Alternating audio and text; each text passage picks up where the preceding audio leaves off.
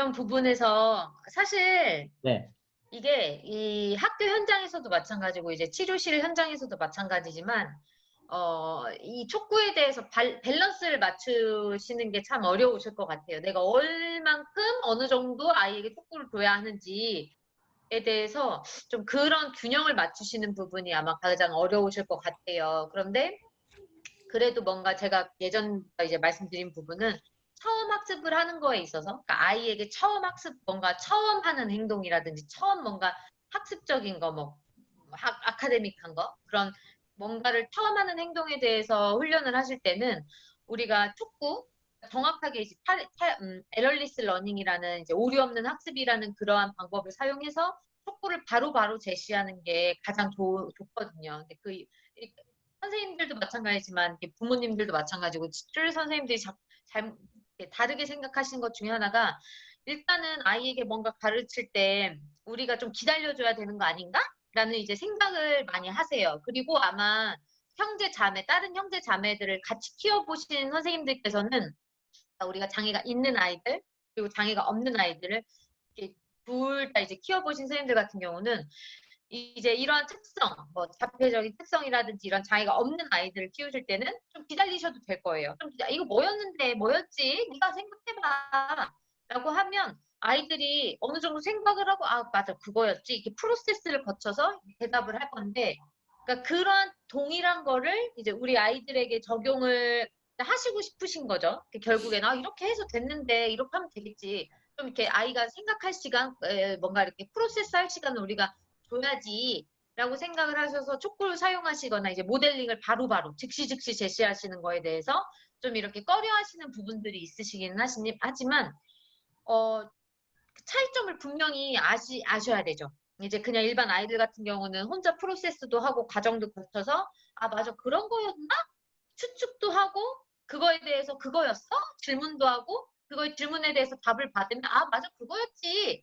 라고 본인도 이제 피드백을 주는 프로세스가 가능하다면, 이제 이런 성향이 있는, 그러니까 자폐 성향이 있는, 혹은 뭐 지적장애라든지, 뭔가 이런 성향이 있는 아이들은 그런 프로세스를 거치는데 이제 조금 다른 거죠. 속도가 더 느린다든지, 아니면 그런 프로세스를 거치는 데에 대한 과정을 모른다든지, 그리고 자기가 몰랐을 때, 이건 뭐였는데? 이거 뭐지? 궁금한데?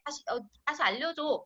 라고 할 수 있는 뭔가 질문에 대한 수준이 안 된다든지, 아직 그러한 훈련이 안 되었다든지, 라는 그러한 차이점들이 있기 때문에 우리가 촉구를 제대로 잘 사용하는 것이 굉장히 중요하다라고 얘기를 해요.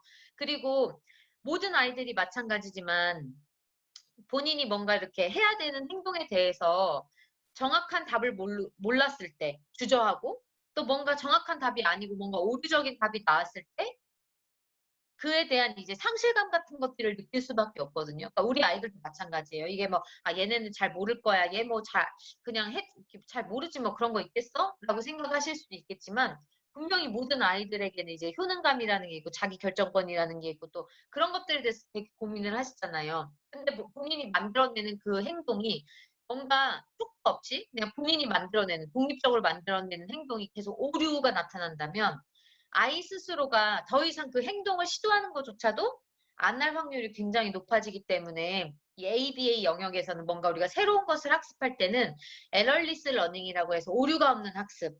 아이에게 뭔가 예를 들어서 이거 뭐야?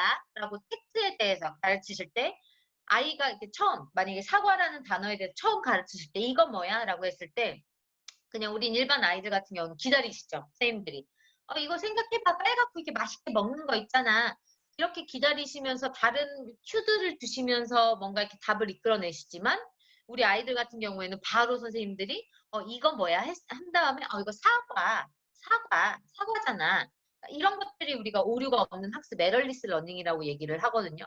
그러니까 이런 것들을 이제 우리가 이런 ABA 영역에서는 뭔가 새로운 것을 학습할 때는 아이가 오류를 범하는 기회를 낮게 해주는 것이 중요하고, 왜냐면 오류가 낮아진다는 것은 뭐가 됐든 본인이 뭐 촉구가 있었던 모델링이 있었던 본인이 정답을 말하는 그 확률이 높아졌다는 걸 의미를 하잖아요. 이제 거기에서 피드백이 너무 잘했어. 맞아. 사과지. 라고 하는 뭔가 긍정적인 피드백을 받음으로써 그런 그 프로세스 자체가 이제 학습이 된다는 거죠. 아이들에게는. 굉장히 구조적이잖아요. 아이들이 생각하는 게 막 중구난방이 아니라 오히려 이제 우리 아이들이 생각하는 게 더 구조적이라는 걸 느끼실 거예요. 점점 아이들이랑 이렇게 뭘 하시다 보면 아 얘는 정확히 이거는 알고 이 부분은 이렇게 이렇게 프로세스를 거치나 보다라고 하는 부분에 대해서 아마 선생님들께서 느끼시고 계시는 부분들이 있으실 거예요. 그렇기 때문에 우리가 그런 프로세스를 정확히 아이에게 이렇게 했을 때 반응을 바로 나타나면 이게 긍정적인 피드백을 너가 받을 수 있어라는 그러한 학습에 대한 경험을 먼저 심어줘야지만이 아이가 그 행동에 대해서 정반응이 나올 확률도 높아지고 또 그러한 행동이 다른 행동으로 혹은 다른 사람들에게 혹은 다른 장소에서 일반화될 확률이 더 높아질 수 있다고 얘기를 하거든요. 그래서 촉구를 사용하실 때 뭔가 아이가 지금 습득의 단계, 그러니까 우리가 이제 단계들이 있잖아요. 습득의 단계가 있고, 그러니까 일반화와 유지가 되는 단계가 있고, 그러니까 이게 유창해지는 단계가 있고, 이게 이제 일반화와 유지가 되는 단계들이 있잖아요. 학습의 단계가 있잖아요. 아예 모르는 단계가 있고요. 습득의 전에는 습득하는 단계에서 아이에게 최대한 아이 스스로가 정반응을 낼 수 있는 기회를 많이 만들어내 주시는 게 중요한데 그렇게 하기 위해서는 우리가 적절하게 촉구를 바로바로 사용을 하시는 것이 가장 중요하다. 그런데 이제 선생님들께서 어느 정도 아이에게 아이가 이러한 행동에 그러한 어떤 학습하는 행동이 습득의 단계를 넘어서 일반화 유지의 단계, 유창의 단계까지 왔을 때에는 우리가 그때부터 이제 우리가 촉구를 용am한다고 얘기를 하죠. 그래서 유창이란 무슨 뜻이에요? 생각하실 수 있는데 유창이라는 거는 사과에는 또 여러 가지 종류가 있고 여러 가지 장소에서 우리가 사과를 볼 수 있잖아요. 만약에 클리닉에서 아이가 이거 뭐야 했을 때 사과, 빨간색 사과 그림을 가지고 맨날 연습을 한 거예요. 빨간색 사과를 보았을 때 클리닉에서 사과라고 얘기를 해요. 근데 이마트에 갔어요. 마트에 갔는데 엄마나 뭐 다른 어른들이 주변에서 이거 뭐야? 빨간색 사과 보고 이거 뭐야 했는데 아이가 그걸 보고는 대답을 못 해요. 그럼 그거는 유창한 게 아니죠. 그냥 아직도 이 아이는 이 사과에 대해서 일반화가 안 되고 있구나. 습득의 단계에 있구나. 라고 우리가 생각을 할 수 있죠. 그런데 빨간 사과가 어디에 있든 간에 물어봤을 때 이거 뭐야? 라고 했을 때 아이가 사과라는 대답이 나오고 또한 빨간색 사과도 있고 파란색 사과도 있고 뭐 무슨 뭐 조만한 뭐 미니 사과인가 요즘에 막 그런 것도 있더라고요. 뭐 미니 사과도 있고 뭐 큰 사과도 있고 여러 가지 사과들이 있잖아요. 그거를 물어보실 때마다 아이가 사과, 이것도 사과지, 이것도 사과야 라고 대답할 수 있다고 하면 뭔가 지체 없이 주저함 없이 이거 사과야, 사과야, 사과지 라고 대답할 수 있다면 그것이 바로 이 아이는 이 행동을 대답하는 데 있어서 유창성의 단계에 있구나 라고 우리가 얘기를 하거든요. 그런 단계에 있을 때는 굳이 우리가 촉구를 사용하지 않아도 되죠. 근데 하지만 이게 일상생활을 아이가 하다 보면 분명히 유창성의 단계에 있다고 생각했던 행동이 갑자기 아이가 모르는 것 같이 행동을 할 때가 있어요.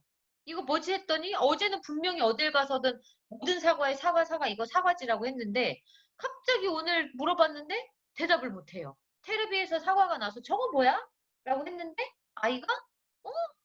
이게 주저주저 한다거나 뭔가 이렇게 대답을 못해요. 그러면 그때는 우리가 다시 한번 촉구를 사용을 하는데 이전에는 뭐 바로 모델, 그러니까 지연이 없는 타임 딜레이가 없는 지연 없는 영투 지연이라고 얘기를 하죠.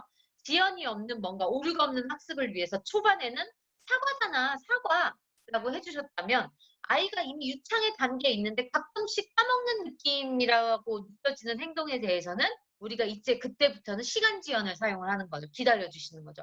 저게 뭐야? 아, 그거 있잖아. 빨갛고 우리 어제도 했었잖아. 달콤한 과일 있잖아. 뭔가 다른 큐를 주시면서 5초 정도 기다리시는 거죠.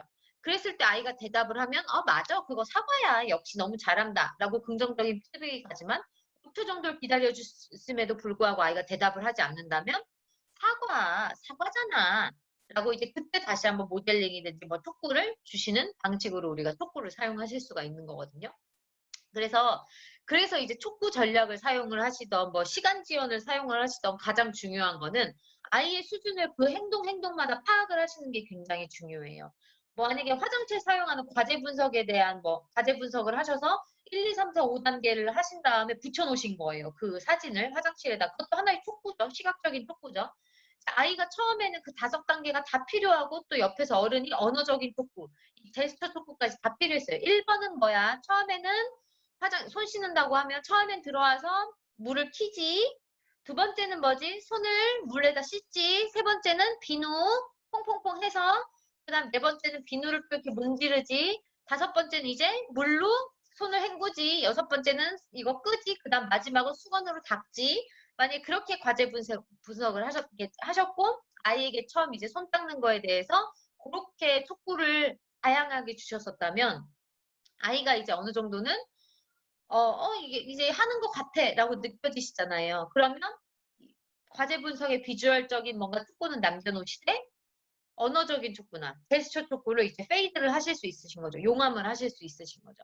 근데 그런 거를 판단하시기 위해서는 사실 가장 중요한 거는 이 아이가 지금 상태에 지금 이게 습득의 단계에 있는 건가? 아니면 학습의 단계에 있는 건가? 지금 처음 배우고 있는 단계에 있는 건가? 아니면 지금 아이가 습득하고 있는 단계에 있는 건가? 좀 머릿속을 생각하면서 하는 습득 단계에 있는 건가? 아니면 지금 아이가 이게 뭔가 유지하고 일반화되어지는 단계에 있는 건가? 막 공중 화장실에서도 본인이 알아서 하고 학교 화장실에서 알아서 하고 뭐 클리닉 환경에서도 알아서 하는 그런 단계에 있는 건가? 아니면 이게 정말 유창성의 단계에 있는 건가? 라는 것을 파악하시는 게 굉장히 중요하죠. 왜냐하면 그 단계에 따라서 촉구의 단계가 달라지기 때문에 그리고 좀 용암할 수 있는 그 시기 타이밍을 우리가 그거를 보고 판단을 하기 때문에 그 아이의 이 각각의 행동이 어느 단계에 있는 걸 파악하는 것이 굉장히 중요하신데요. 그걸 하기 위해서는 결국에는 이제 자료를 수집을 하셔야 되는 거죠. 그냥 단순히 우리가 생각해서 아이 이제 이거 대충 다 하는 것 같아. 유창성의 단계에 있는 것 같아. 라고 생각을 하셔서 이걸 용암을 하셨는데 어느 날 또 가보니까 갑자기 멍해고 아이가 까먹은 것처럼 행동을 뭐 안 해요. 아예. 뭐 해보자 뭐 이렇게 해줘도 안 해요. 그랬다는 거는 이 아이의 이 행동이 뭔가 유창의 단계까지는 아니었구나. 지금 뭔가 일반화되고 유지가 되고 있는 상황인데 내가 완전 이거를 촉구를 완전히 다 100% 용암을 해버렸구나. 라고 우리가 그때는 이제 그랬구나.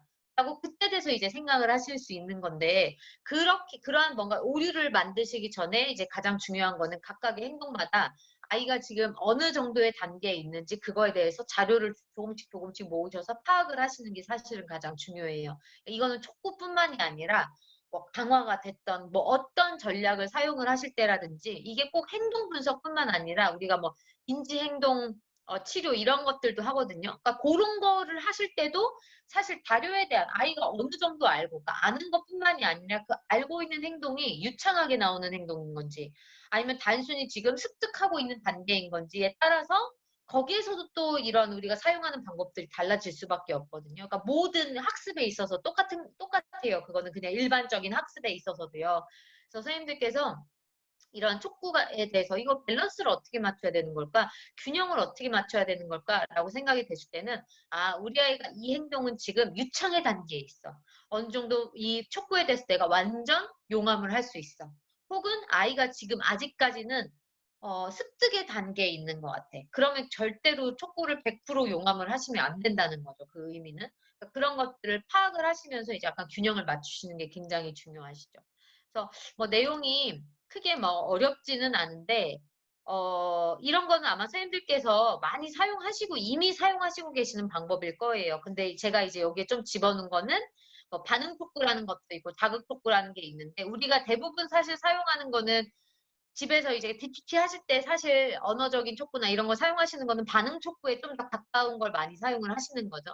자극 촉구 같은 거는 선생님들께서 뭐 이렇게 가까운 위치에 정답 카드를 놓을 수 있고 또 아니면 정답 카드에 이렇게 빨간색으로 이렇게 주변 이렇게 테두리에 빨간색으로 하셔가지고 무조건 정답 카드는 빨간색으로 테두리를 만드셔서 정답을 아이가 빨리빨리 분별할 수 있도록 도와주신다든지 그러니까 그런 방식으로 하시는데 사실 그렇게까지 하시기에는 이제 이 매터리얼들, 자료들을 준비하시는 게 쉽지가 않으시기 때문에 반응 촉구 방법을 많이 사용을 하시고 계시죠.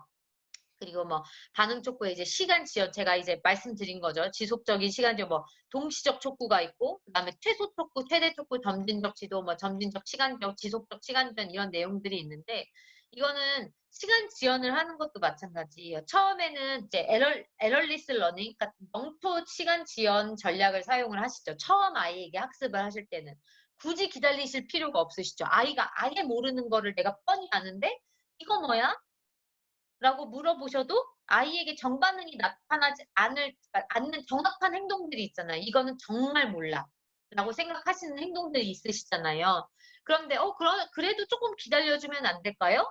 라고 생각을 하실 수 있는데, 기다리시는 동안 대부분 아이들이 그냥 가만히 멍 때리고 있는 아이들도 분명히 있기는 해요. 그쵸? 그냥 가만히 뭐, 모르니까 멍 때리고 있을 수 있지만, 많은 아이들이 자기가 모르는 거를 뭔가 계속적으로 질문하고 기다리고 답을 안 주면 자리에서 일어난다든가. 그러니까 자리에서 일어나는 행동을 보인다든지 아니면 뭐 이런 행동을 보인다든지 뭔가 다른 행동들을 보이는 그러한 가능성들이 있잖아요.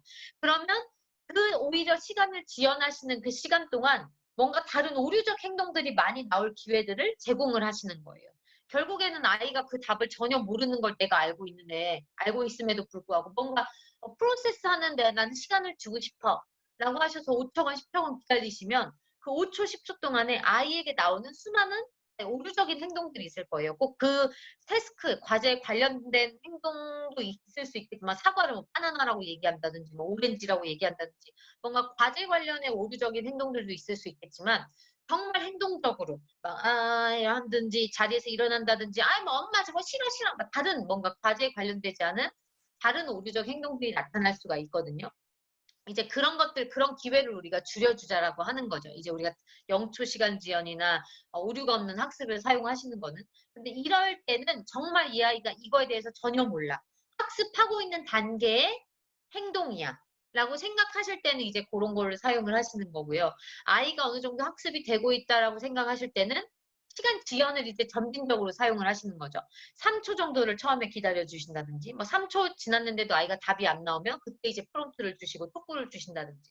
근데 아이가 3초 정도 대충 기초선을 재보니까 3초 정도 기다려주면 혼자 좀 생각해서 대답하는 경향이 이제는 생기는 것 같다. 라고 판단이 되시면 이제 그 시간 지연을 3초에서 5초 정도로 지연을 시켜주시고, 그러니까 좀 뭔가 점진적으로 시간을 지연해 주시는 그러한 촉구를 우리가 사용을 하실 수도 있으신 거죠.